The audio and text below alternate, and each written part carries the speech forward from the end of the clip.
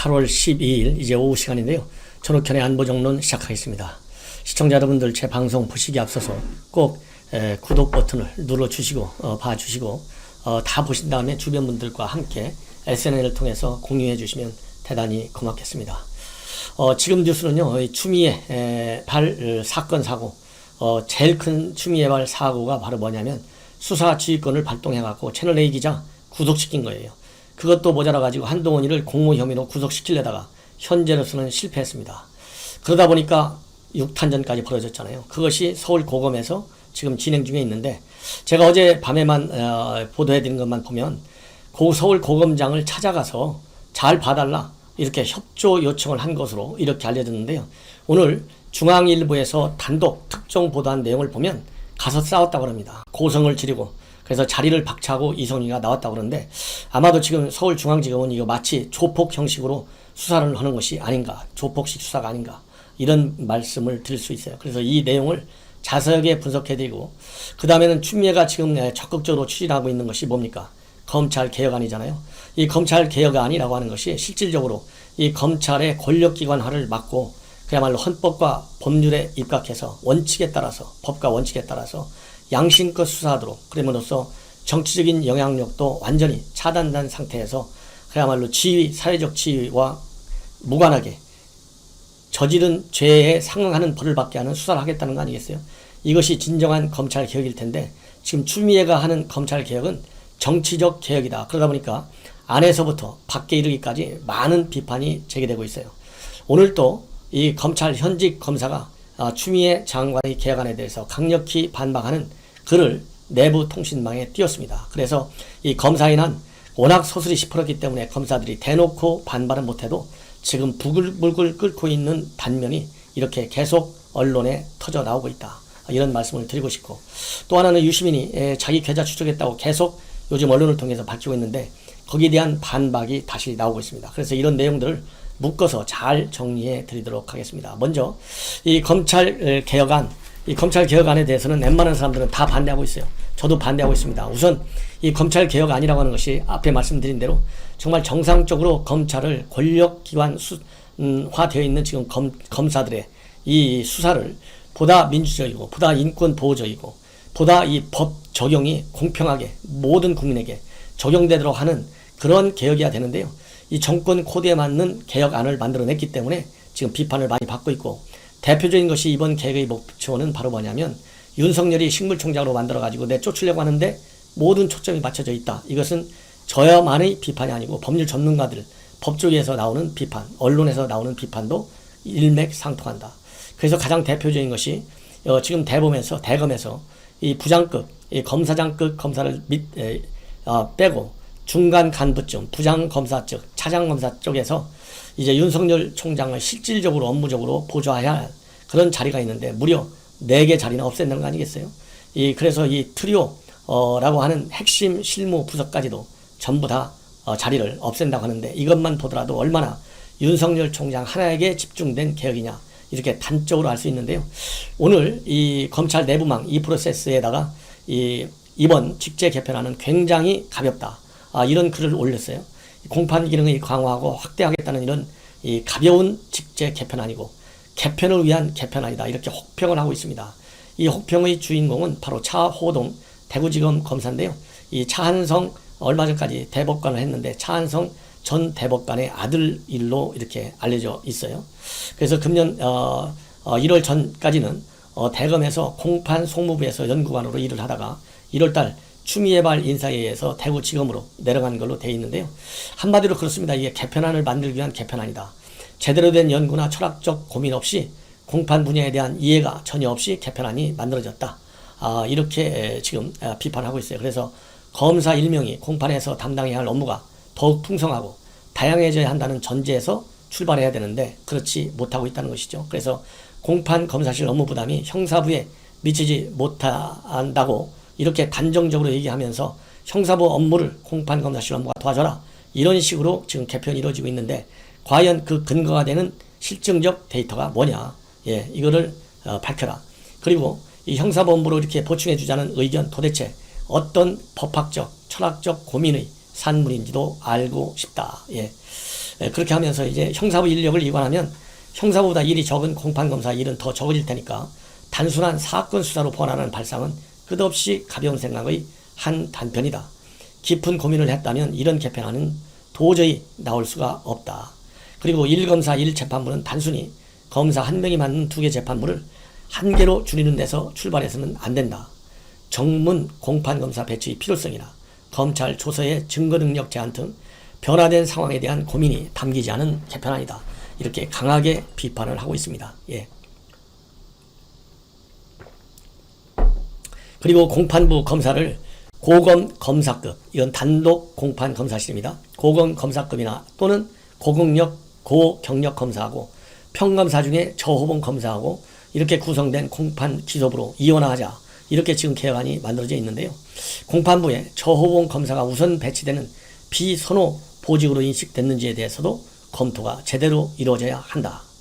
그 공판부 강화를 해야 한다고 하면서 강화해야 한다고 하니 어려워 보이는 합의비에는 고검 검사, 그 다음에는 고기수 검사를 배치하면 될 것 같다고 보고 있는데 여전히 공판부를 바라보는 전통적인 시각에서 단 한 걸음도 발전하지 못하고 있다. 이렇게 지금 비판하고 있어요. 이 얘기는 결국 뭐냐면 지금 그러지 않아도 검찰 내부에서는 특수부, 그 다음에 공안부 이 수사 기능을 대폭 축소해서 정권 수사를 무력화되다 보니까 급하게 형사부하고 공판부 강화시키려고 하는 카드를 꺼냈지만 그 내용은 이렇게 급조해가지고 정치 코드에 맞추는 검찰 개혁을 하다 보니까 내용이 굉장히 빈약하고 철학도 없는 그야말로 깡통 개혁을 하고 있다. 이런 비판을 제기하고 있다. 이런 말씀을 드리고 싶어요. 자, 그 다음에는 이제 이성윤의 이 초법적인, 탈법적인, 불법적인 이러한 이 감찰 방해 내용에 관해서 여러분께 보도해 드리도록 하겠습니다. 어제 다른 일간지에서 나온 걸 보면 이 이성윤이가 최초에는 지난 5일 날까지 한동재 기자를 기소하기 전까지는, 즉 공소장을 만들어야 되니까 그 수사가 바쁘니까 이 정진웅이 다른 관련자들 부르지 말아라. 그래서 감찰을 그때까지 연기해달라. 이렇게 요청을 했고, 그 다음에는 지금은 이제 이 한동훈이 지금 공모 혐의로다가 이제 구속영장을 청구해야 되는데 수사의 진도를 하나도 못 나가고 있잖아요. 그래서 이 한동훈이도 한동훈 검사장에 대한 수사가 마무리될 때까지 더 이상 서울중앙지검의 수사팀을 부르지 말아달라. 이렇게 요청을 했다. 그래서 저는 어제 그 기사 내용만 보더라도 고성을 했다든가 자리를 박차원했다든가 서울 고검장하고 싸웠다든가 이런 얘기는 전혀 없고 그야말로 점잖하게 협조 요청을 한 것으로 저도 이해를 하고 있었습니다. 그것이 가장 정상적인 것 아니겠어요? 그러나 지금 현재 오늘 중앙일보가 보도한 바에 따르면 그런 점잖은 협조 요청이 아니고요. 본인이 좀 감찰을 천천히 진행시켜달라. 일단 중지해달라. 왜냐하면 지난 29일 날 사고가 났는데 30일 날 바로 한동훈 검사장을 불렀어요. 그리고 또 수사팀에 있던, 현장에 있던 검사 한 명을 또 불렀어요. 이렇게 하고 굉장히 진도를 냈는데 이 진도를 나가게 된 것은 당시 고검장이었던 김영대 고검장이 원칙대로 소환을 빨리빨리 해서 이 감찰의 속도를 내라. 이런 지시를 받고 죄송합니다. 이런 지시를 받고서 이제 감찰팀에서는 서울 고검의 감찰팀에서 수사의 속도를 내고 있는 상황이었어요. 그러다 보니까 이제 이성윤 지검장의 입장에서 볼 때는 이거 이 수사에 차질이 있겠다. 그리고 첫 번째는 이제 자기네가 수사하는 채널A 기자 한동훈 수사에 차질이 있을 수 있다는 것이 하나고, 두 번째는 그보다 더 큰 것은 사실상 현장에 있던 검사가 이실직고했잖아요. 이 정진웅이가 먼저 몸을 날려서 이 폭행을 했다. 이렇게 진술을 했으니 이런 내용으로 다른 현장에 있던 이 수사관들도 그런 유사한 증언을 하게 되면, 즉 진정 조사에서 진술을 하게 되면 얼마나 불리합니까? 그러면 그 지휘 책임 누가 지게 돼요? 이성윤이가 지게 돼요. 그럼 이성윤이가 지는 걸로 끝나느냐? 아니다. 추미애까지 올라갈 수밖에 없어요. 왜? 이 수사 지휘를, 채널A 사건 수사 지휘를 누가 했는데요? 윤석열 총장이 했나요? 아니잖아요. 추미애가 했어요. 그렇기 때문에 지휘 책임은 반드시, 정치적 책임은 추미애 장관이 져야 된다고 하는 것이 저의 판단입니다. 저도 그렇게 판단하는데 이성윤 검사장이 왜 그걸 몰랐겠어요? 그래서 그걸 최대한으로 막아가지고 유야무야 막아서 지연시켜가지고 감찰이 있는 둥 마는 둥 하는 결과를 유도하기 위해서 일단 시간을 벌자. 이런 뜻을 한 것 같아요. 그래서 지금 언론에 나오는 것도 지금 감찰을 방해한 것이다. 이렇게까지 나오고 있고, 저도 이제 방송하면서 이거 이 실정법 어디에 위반되는 게 있는지 없는지 NGO 같은 데서 철저히 검사를 해서 검토를 해서 이 고발 조치라도 필요한 거 아니냐 이런 의견을 냈는데, 지금 언론에 나온 거 보면 검찰 관계자가 이렇게 얘기하고 있어요. 검찰 대상자로서 협조 위반을 위반한 것인데 대검찰청 감찰본부 설치 및 운영 규정 제16조에 어떻게 되어 있느냐. 감찰 대상자는 정당한 사유 없이 감찰에 불응할 수 없다. 불응 자체만으로도 감찰을 받을 수 있다.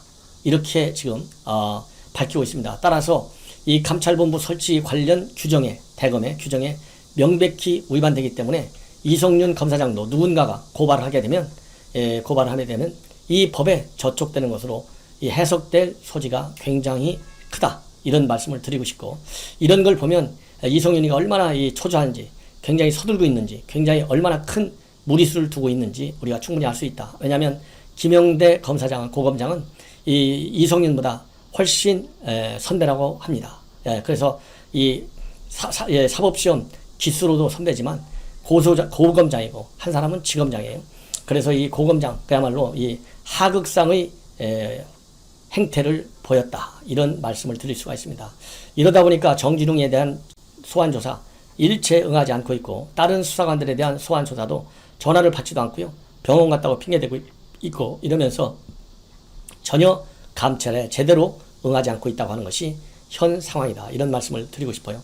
그래서 이제 문제는 11일 날 부임한 조상철 신임 고검장 지휘 아래서 이제 감찰이 진행되고 있는데요.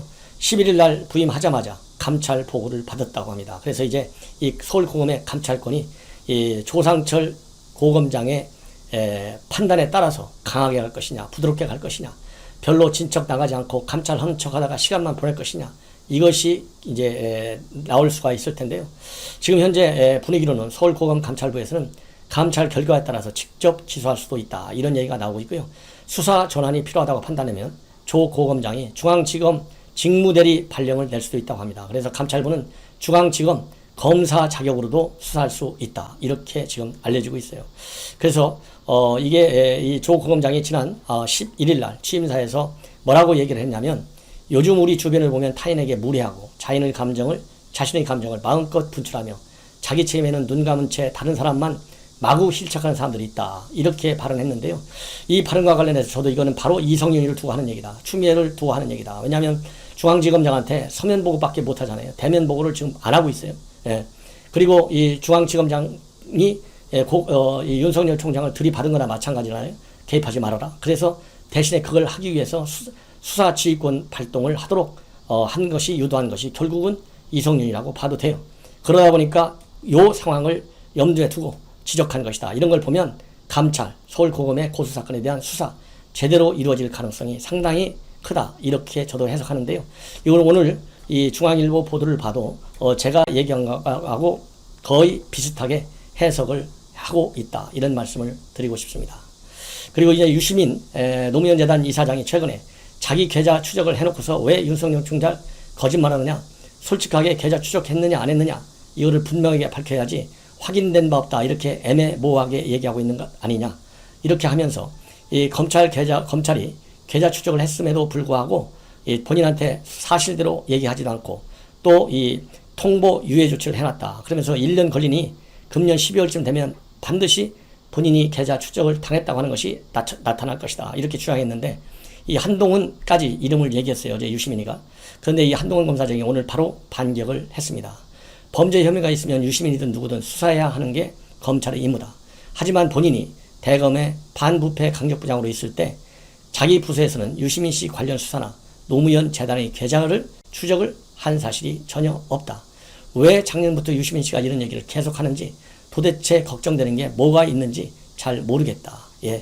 반부패 강력부는 대검에 계좌 추적 권한도 없고 직접 수사할 권한도 없다. 그리고 일선 검사에서도 검찰에서도 유시민 씨 추적처럼 이 계좌 추적을 했다는 얘기는 못 들어봤다. 이렇게 분명하게 입장을 밝히고 있고, 대검 측에서도 노무현 재단 계좌 조회 사실이 없다는 입장을 분명히 밝혔습니다. 그런데 유시민은 어제 1년 12개월이 지나면 통보 유예 조치가 해제된다고 그랬는데요. 이 오늘 관련법에 따라서 보면 6개월이라고 합니다. 그러니까 작년 11월에서 12월에 유시민이가 얘기한 대로 계좌를 들여봤다 하면 이미 금년도 5, 6, 7월에는 다 이게 유예 기간이 끝나요.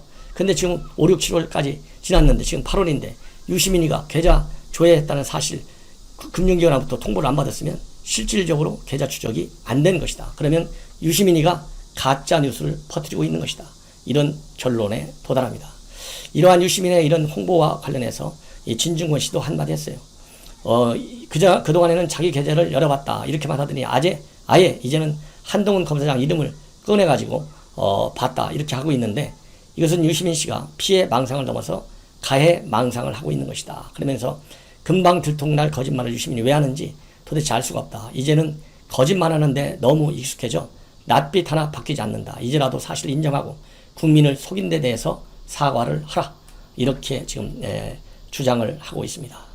그리고 마지막으로 이제 하나만 더 덧붙인다면 조국 펀드 의혹을 제기한 야당과 언론을 향해서 발속 지옥으로 들어갈 것이다. 그래서 이 고상한 이 불교 용어를 빌어가지고 강력하게 비판하고 있어요. 망어 중째니 악구 중째니 하면서 발속 지옥에 들어간다. 이런 지금 악담을 하고 있는데요. 이러면서 최근에 이 언론에서도 이 황당한 보도를 많이 하고 있다. 이러면서 비판하고 있어요. 그래서 오늘 조국이 비판하고 있는 내용을 보면 정치인 가운데서는 지금 현재 2명을 거론하고 있습니다. 한 분은 2019년도 9월 3일 날 김무성 의원이 국회 토론에서 조국 펀드 조 후보자의 대선 준비를 위한 자금을 만든 것이라 주장했고, 그 다음에 9월 24일 했던 홍준표 전 대표가 조국이 허육을 품고 큰 돈을 마련하라고 하다가 윤석열 검찰한테 덜컥 걸린 것이다. 이러한 이 황당한 얘기가, 소설 같은 얘기가 언론을 통해서 확대 재상세한다고 이것이 권력형 범죄 프레임으로 이어졌는데 이런 사냥은 잘못된 것이다. 그러면서 누가 이런 황당한 첩보를 만들어 제공했을까요? 대검 고위급 빨대일까요? 아니면 검찰 법정 빨대일까요? 아니면 보수정당 내부의 모략 전문가일까? 아니면 합자일까? 이런 의문을 제기하고 있는데요. 이런 것과 관련해서 이 문제는 이 문제의 사모펀드 관련 1심 재판에서 이 본인이나 가족이 이 펀드의 소유자 운영자가 전혀 아님이 확인됐는데 이 프레임을 전파하던 이들은 이제 뭐라고 하나?